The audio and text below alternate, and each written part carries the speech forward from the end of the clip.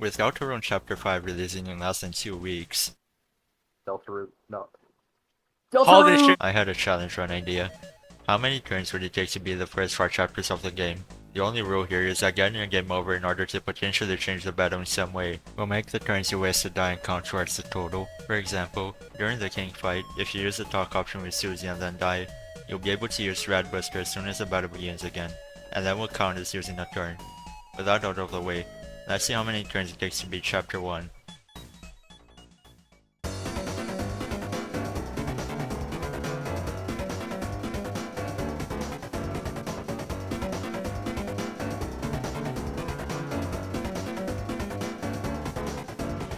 We start off with the first Lancer fight, which would usually take 4 turns. However, if we get 3 crits with Chris, we'll do barely enough damage to knock him away during the 3rd turn. We proceed into the Field of Hopes and Dreams, and encounter a trio of Hathies, which also take 3 turns to spare. But wait, what if there was a way to completely skip the fight? In release 1.09 of Deltarune, there were a series of bugs with the save system of the game, with several saves sending you one room forward than intended. If we save in the maze room, quit out, and reload, we'll end up in the next room and completely skip that fight. Next up is a fight with C-Round, who's dealt with only using 1 turn. And here we have another skippable fight using glitches. Again in release 1.09, if you open the menu as soon as you hit the trigger for the cutscene starting the fight, open the menu, and then close it while moving forward and reopening the menu, you can make it so the cutscene never triggers or you'll slowly make it to the end of the room. Unfortunately, this requires a series of frame-perfect inputs which I'm not capable of doing, so I just edited my save into the next room, as my counter is solely based on what's theoretically possible to accomplish. But if you disagree with this mindset, you can count 2 more turns towards the total. Anyway, our next battle is with K-Round. The cutscene before him starts immediately as we enter the room, so there's no way to skip the fight with a manual glitch. There's no way to kill him, so we just kept bowing 5 times until his crown fell off. In the forest, we have another encounter we can skip with a manual glitch, Clover. This one seems a lot more humanly possible, but I still wasn't able to do it. If you want to count this, you can use the manual to spare them in only 2 turns. Next up are Susie and Lancer. Sparing will take 5 turns, but attacking only takes 4 with perfect hits. Then we have our last Lancer fight, which we have no control over, but it takes 7 turns. The last attack doesn't count as one because the screen fades to black before Susie does anything and it takes you into a cutscene instead of continuing the fight. And now we have to talk about the secret bosses. It's possible to reach 3 of them without any extra battles, but their gear is just not worth it. Javu takes at least 11 turns to beat. There aren't even 11 battles before his items get outclassed, and there's no conceivable way in which any current gear in the game is capable of saving more than 1 turn by itself. Spamking Neo will get there. The Knight is probably the most feasible one. It takes 10 more turns to beat them compared to dying to them normally, but it would only really help with the 2 battles with enemies weak to the Black Shard. And spoilers, but neither take as long as the Knight, not counting the scripted part of the Titan fight. Garrison takes a lot of turns to beat, and there are barely any fights after him. The only way for a secret boss item to ever be viable for this challenge is if the next chapters are filled with enemies weak to the Black Shard, and I have to retroactively defeat the Knight in order to get it. With that out of the way, we ascend to the castle and face ourselves against this room. I haven't been mentioning enemy encounters up until this point since you can just see what their speedrun does to skip them, but this is an exception. This layout makes it so the head Hathies are almost impossible to dodge, but thankfully 1.09 is here to save us once more. Pausing the game stops the momentum of the enemies. This means we're able to do the skipping a much easier way compared to any other version. And now we have K-Round again. You can also skip him with the manual, but if you don't count that, he takes 3 turns. King is our last fight here. Red Buster is not worth it since you have to waste both Chris and Susie's turns to use it, and you also have to unlock it first. If we hit every single attack perfectly and get enough TP to use 5 Root Busters, the fight is just barely doable in 8 turns. Unfortunately, I'm not that good at the game, so the lowest I could get it down to is 9. If you're counting the turns you skipped with the manual, then add 1 last turn here, then our total for chapter 1 is 36 turns, but with task strats, it gets brought down to only 28, with an average of 4.66 per fight. Before starting the challenge, I honestly thought it would have had over 40 turns total, so seeing the number get brought down this low was great. Let's move on to chapter 2 now.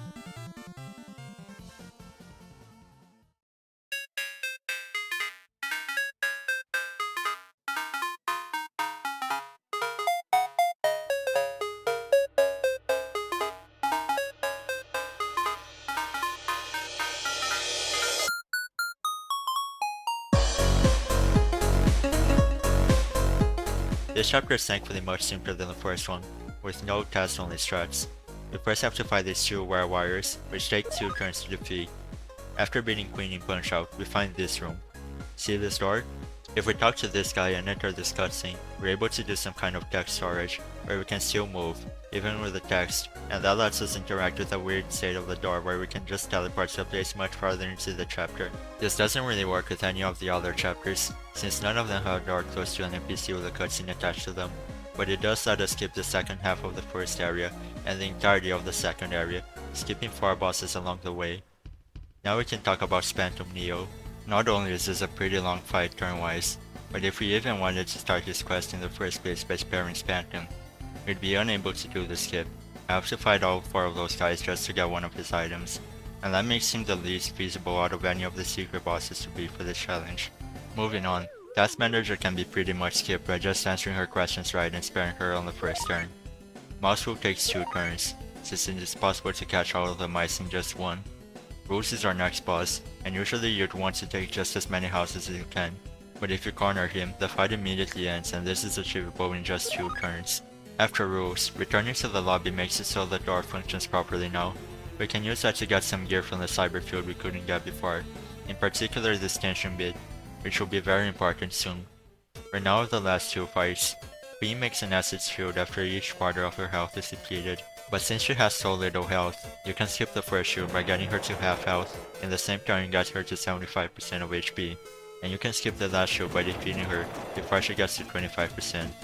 That means we only have to deal with the second shield. In the first turn, attack with Chris and Susie and defend with Rousey. This will put her HP at just above the threshold for the first shield. Then attack with Chris and Rousey and Root Buster with Susie to trigger her second shield, which immediately goes down the next turn using the same actions. In the fourth turn, attack with all of them to put her at just above the threshold for the third shield. Then in the last turn you can use a Red Buster in order to defeat her. Now Giga Queen is a pretty complex fight, and works pretty differently from the rest of the game. This is why I had to employ the hardest strategy so far.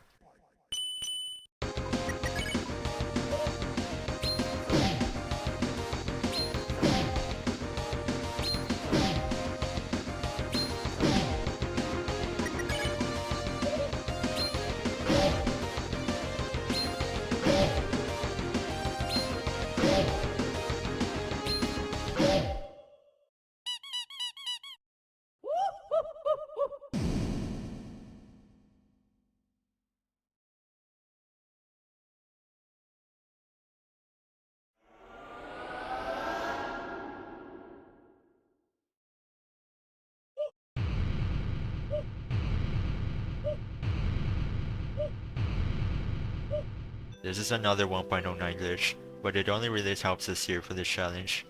Unfortunately you can't die in only 1 turn, but this is still much better than doing the fight the normal way.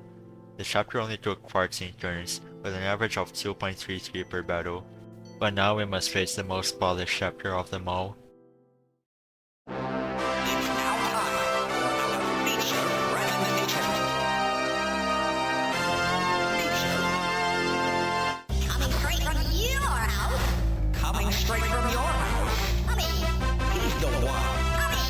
The king of. He's groovy and never gloomy. You can't get this from an egg. The sensation of your screen. The show that makes you scream. Say it with him, folks. Mr. Antenna's TV time.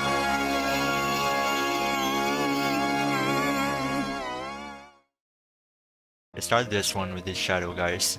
Unfortunately, you can't get enough keys without getting past them, so there's no way around this fight. Now my strategy for them was to defend with Chris, act with Susie and pacify with Rousey, but then I noticed that Susie does not have Ass Action unlocked. It turns out that skipping the robots in Chapter 2 will make it so Susie and Rousey cannot act for the rest of the game. Luckily we have just enough damage to kill each shadow guy in a single turn, so it turns out that all the strategy isn't required. The weather duo is similar to the last sensor fight, and are pretty much entirely scripted, taking 7 turns to beat. You also have to make sure to get an S rank here, seeing as doing the Shadow Mantle quest will be important later. In the second board, you must ride these 3 Pippins, which takes 3 turns to beat, and then the Chudda, which takes 4. Now, Now, this might seem bad, but it's actually good. Getting an A or B rank means Ram will give us a tension gem instead of the white ribbon, and this will be very important later. You can still continue the sword route by talking to this guy and buying the S rank with your points. When talking to the Zapper, select the right option twice in order to avoid fighting him. This will piss off Tenna so much he'll force us into 3 separate battles with no way to skip them. The first 2 just take 1 turn each, and the last fight requires 2. All of the normal encounters in CV World can be avoided, but we must still face rules at the end, and he's also very pissed, so he forces us into wasting 2 turns doing absolutely nothing. The next 2 turns are spent recruiting these guys to our side. When the next 2 come in, make sure to get hit at least twice to get them fired and skipped over. 2 more turns to recruit the weather duo and the fight is over. After that, I made sure to finish the sword route, and also gamble in order to get attention max. We can now finally fight Tenna, which is the reason we had to do the sword route in the first place, since it makes Chris do triple damage. We only need to get Tenna to 1/5 of his HP to make him do this final attack, and that's possible in only 6 turns, if we got enough crits and rule busters. 5 is unfortunately just out of reach with the items we have. I also had to get my HP low during the last turn, so I could immediately die to the knight. Considering how much of Chapter 3 is filler, this was kind of a disaster, with 33 turns, and an average of 3.3 per battle. Maybe Chapter 4 will save us.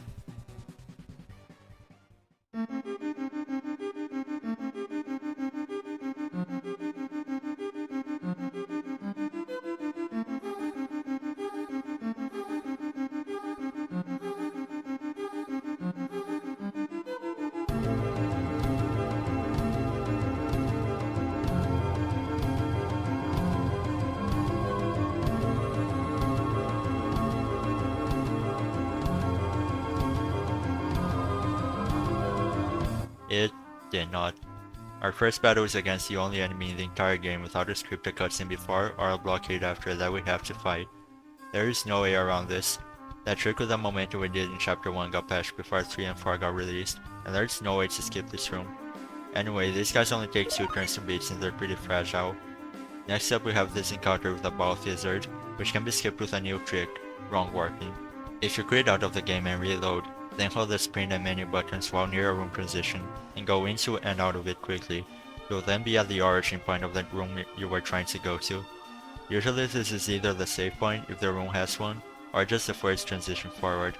Since we're going backwards here, we just got sent to the other side of the room, and are able to skip that enemy. We then have to do that same encounter from the last time before facing Jackenstein. We'll talk about him later. With the climbing gloves, we're able to get this tension max and seal the first fountain.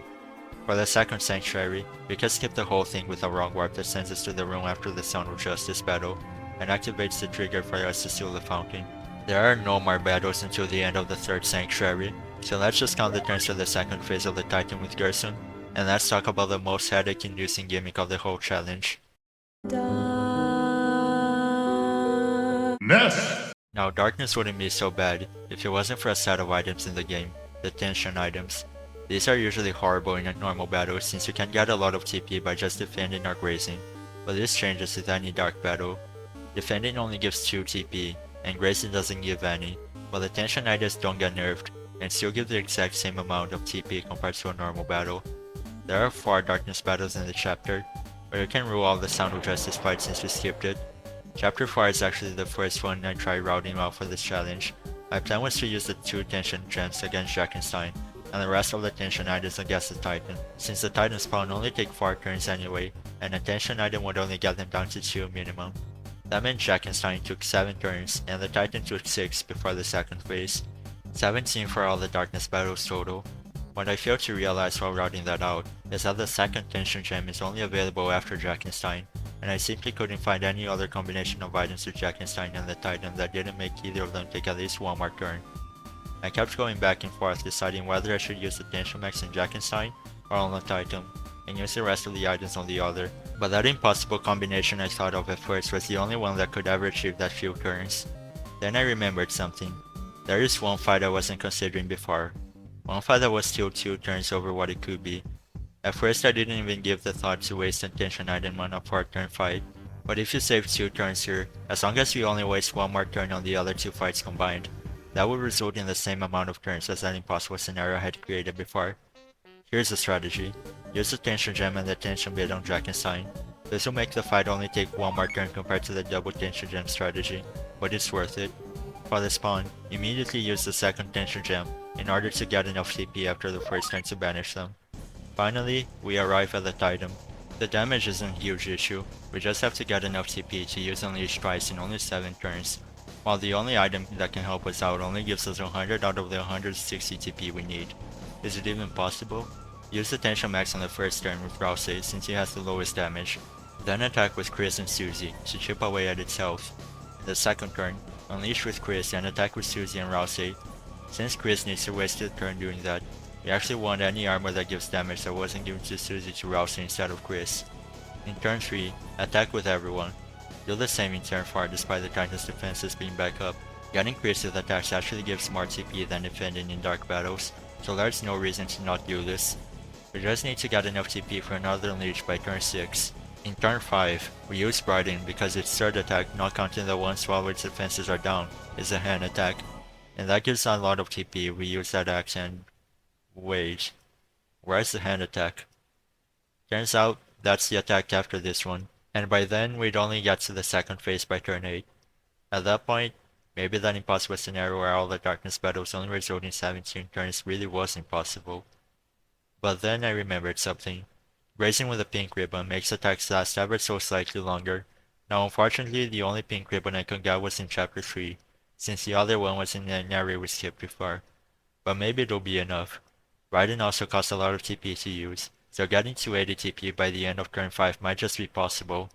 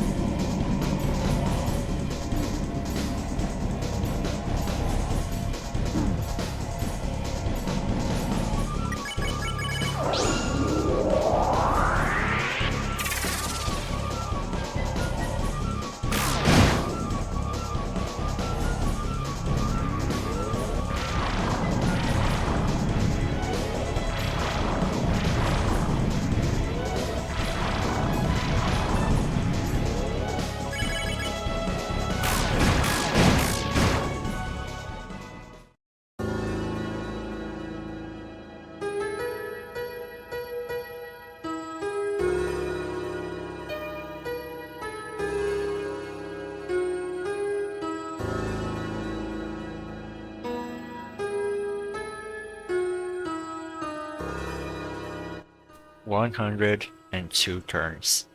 So damn close to only being double digits, yet so far away," is what I would say if a new glitch for chapter 3 hadn't been found. Gonna be honest, no idea how this one works, but I'm taking it.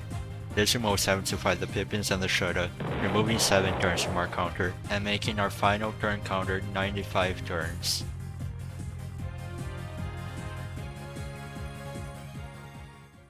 Thank you for watching until the end of the video. I have a spreadsheet linked in the description detailing the gear and the actions I took each turn if you're interested in that. When chapter 5 comes out, I'm definitely making a follow-up to this. Until next time.